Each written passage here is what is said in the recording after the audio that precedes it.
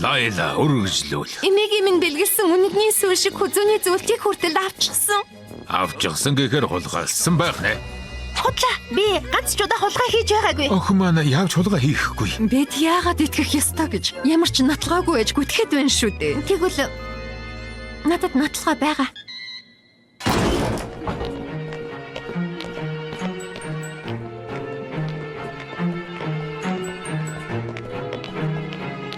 Шүүгээ онгоолгоод харуулахгүй юу? Эмээгийн маань хүзүүний зүйлт. Лайла энэ бүхнийг санаатай зохиож байна. Би ямар ч буруу юм хийгээгүй амлаа. Лайла худлаа хэлж байгааг чи мэдэж байгаа үстэй хэтрээ. Ноён Демоклис миний бодлоор Маринет Пенчи чамайг сургуулаас хойлоо.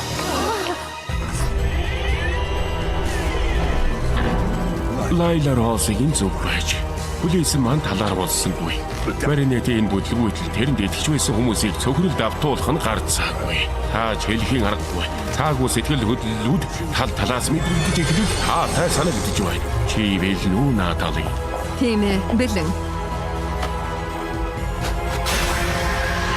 Хүч нэмэгч.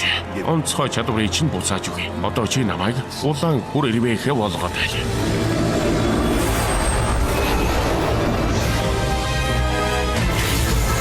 Энэ мөчөөс эхлэн чи бол агуу улаан хүрээрвэ гэхэ.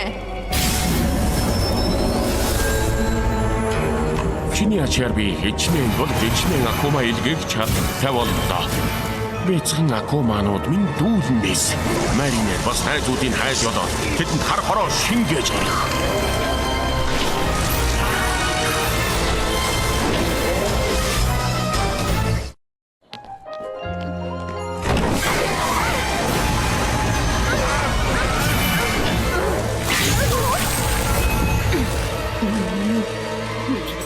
Үнэн ч хатан шудраг гүнжээ. Би бол улаан хүр ирвэх. Буруугүй гэдэгт чинь хийж идэхгүй байгаагаас хойш би та хоёрт үннийг илчлэх хүч чадал бэлгэлээ. Үнэн ч албатууд минь эргээд ирж. Нэгэн үе биширч явсан хүн урмын чинь хугалсныг анзаарлаа. Ахиж уулзах таатай байна. Та нар юу хийхээ мэднэ. Хадагтай цохар муурын шидэд эрднийг аваад ир. Юу болсон бэ? Би зүгээр та үргэлжлүүл. Харанхуй далавч авах. Хэрэггүй.